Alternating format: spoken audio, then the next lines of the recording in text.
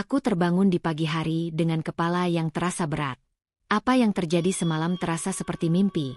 Namun begitu aku melihat jam yang menunjukkan pukul 8 pagi, semua itu mendadak terlupakan. Sial!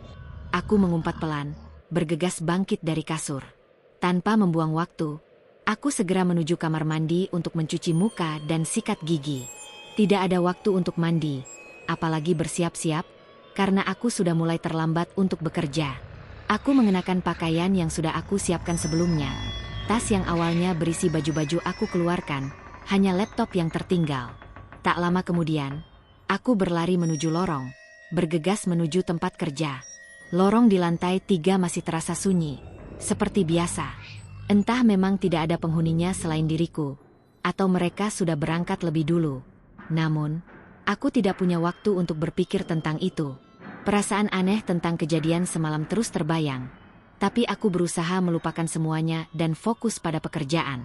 Sesampainya di jalan raya, aku berhasil menahan metro mini yang lewat, dan sepanjang perjalanan menuju kantor, aku mencoba untuk mengalihkan fokus kepada pekerjaan yang harus aku selesaikan.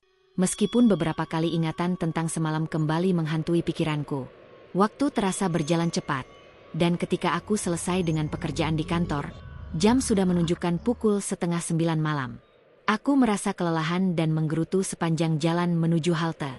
Banyak pekerjaan yang harus aku selesaikan hari ini, dan aku merasa menyesal karena terlalu berambisi untuk menyelesaikan semuanya. Untungnya, masih ada metro mini yang beroperasi di malam hari, dan aku segera duduk di bangku paling belakang. Aku menatap kosong keluar jendela, melihat kota Jakarta yang berkelip penuh cahaya lampu dan gedung tinggi menjulang.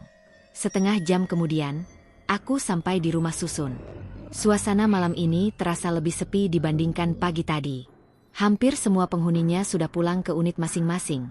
Hanya ada beberapa warung di lantai 1 yang masih buka, sementara sisanya gelap. Lampu lorong di lantai 1 tampak redup, dan ketika aku naik ke lantai 2, suasananya terasa hening. Beberapa pintu terbuka, dan terdengar obrolan samar dari dalam unit-unit tersebut. Namun, begitu aku naik ke lantai 3, keheningan yang menyelimuti terasa lebih pekat. Tidak ada suara, tidak ada kehidupan. Hanya ada cahaya neon yang redup dari lampu lorong. Sesuatu dalam diriku mulai merasakan ketegangan tanpa sebab. Aku melangkah cepat, membuka pintu unit dengan sedikit tergesa-gesa, dan sesaat melihat unit nomor 33 di seberang. Seperti biasa, unit itu gelap, tidak ada tanda-tanda kehidupan. Aku cepat menutup pintu dan masuk ke dalam. Malam ini, aku kembali memasak mie instan. Sambil menunggu air mendidih, aku pergi ke kamar mandi untuk membersihkan diri. Aku berdiri di depan cermin, menatap wajahku yang tampak pucat. Mungkin karena kelelahan setelah bekerja seharian, pikirku. Namun, tiba-tiba aku merasa ada yang aneh di dalam cermin. Wajahku terlihat lebih pucat dari biasanya. Ketika aku berpikir demikian, aku melihat sesuatu bergerak di sudut kiri atas cermin. Seperti ada bayangan yang berdiri di belakangku. Aku terkejut dan langsung menoleh. Namun tidak ada siapa-siapa. Aku berlari keluar dari kamar mandi, mencoba mencari tahu apa yang baru saja kulihat. Tapi semuanya tampak kosong. Kamar, ruang tengah, bahkan dapur kecil semuanya sepi. Aku mematikan kompor dan berusaha menenangkan diri. Mungkin itu hanya pantulan dari sesuatu di dalam kamar mandi. Namun, aku tidak bisa menepis perasaan aneh yang mendera. Tiba-tiba, sebuah suara terdengar pelan, seperti desahan, berasal dari luar kamar mandi, tepat di dekat pintu. Hei! Aku membeku, tubuhku terasa kaku, dan perasaan takut yang sebelumnya terlupakan kini kembali menghantui pikiranku. Sesaat kemudian, handuk yang menutupi cermin terjatuh, dan aku melihat pantulan wajahku yang ketakutan. Namun, kali ini ada yang lebih mengerikan. Di belakangku, terlihat sebuah bayangan lain, lebih jelas dari sebelumnya. Bayangan itu adalah seorang anak perempuan dengan rambut panjang yang tampak menghitam. Wajahnya tersembunyi di balik rambut panjangnya. Tubuhnya tampak pucat dan kurus, seolah tak hidup.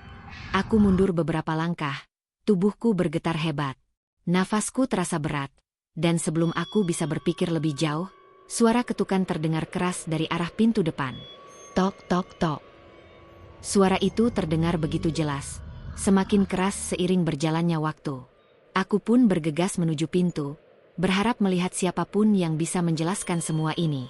Namun, ketika aku membuka pintu, lorong itu kosong. Tidak ada siapa-siapa. Namun, di depan unit 33, aku melihat seorang anak perempuan berdiri di sana. Tubuhnya sangat kurus, kulitnya menghitam seperti terbakar. Rambut panjangnya terurai, menutupi sebagian wajahnya yang tampak mengerikan. Pakaiannya robek dan penuh luka bakar. Dia hanya berdiri diam, menatapku dengan tatapan kosong, lalu tiba-tiba bibirnya melengkung membentuk senyuman yang menyeramkan. "Hei!" Suaranya serak, sama seperti suara yang aku dengar sebelumnya. "Terima kasih sudah menemaniku di lantai ini. Aku tidak kesepian lagi sekarang." Aku mundur perlahan, merasa tubuhku menjadi kaku, jantungku berdebar begitu kencang. Namun, sebelum aku bisa melarikan diri, sesuatu yang mengerikan terjadi. Api tiba-tiba muncul di balik pintu unit 33, merambat ke dinding, dan membakar semua yang ada di dalamnya. Api itu mengelilingi tubuh anak tersebut. Namun, dia hanya berdiri diam, tersenyum, seolah tidak merasakan apa-apa, bahkan saat tubuhnya mulai terbakar habis. Kobaran api semakin besar, dan unit 33 yang tadinya gelap kini terbakar habis. Asap pekat memenuhi lorong, dan aku hanya bisa terdiam, menahan rasa takut yang begitu mencekam. Ketika aku akhirnya bisa berteriak, tubuhku merasa lemas dan pandanganku kabur, sebelum akhirnya semuanya menjadi gelap. Aku terbangun dengan tubuh terjatuh di lantai kamar mandi. Kepalaku terasa berat dan mataku sulit terbuka.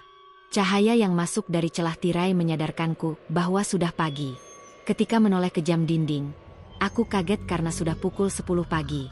Aku merasa bingung dan lelah, tidak tahu apakah semua itu hanyalah mimpi atau kenyataan. Namun, setelah menelepon atasanku dan meminta maaf karena jatuh dari tangga, aku merasa pikiranku semakin kacau. Kejadian semalam terasa sangat nyata, dan aku merasa seolah-olah masih terperangkap dalamnya. Akhirnya, aku memutuskan untuk menghubungi Pak Iwan, pemilik unit ini. Mungkin dia tahu sesuatu tentang apa yang terjadi. Namun, ketika aku menelepon, Pak Iwan justru berkata dengan nada pasrah, "Pasti kamu mau minta uang sewanya kembali, ya?" Katanya, seolah sudah tahu apa yang aku alami. Aku terdiam, merasa semakin bingung. Setelah beberapa kali mencoba mendesaknya, Pak Iwan akhirnya bercerita bahwa lantai 3 memang angker, terutama unit 33. Beberapa tahun lalu, sebuah kebakaran besar terjadi di sana, menewaskan seorang anak bernama Sari. Sejak itu, lantai 3 selalu dianggap berhantu.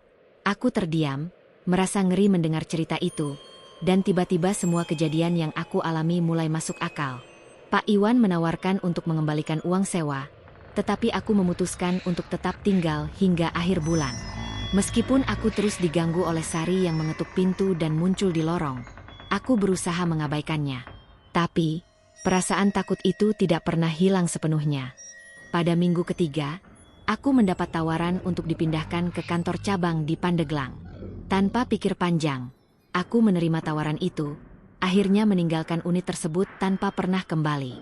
Meskipun sudah bertahun-tahun berlalu, ingatan tentang unit itu tetap menghantuiku. Kadang, di malam yang sunyi, aku masih bisa mendengar suara langkah kecil dan ketukan di pintu. Tapi, mungkin itu hanya perasaanku saja.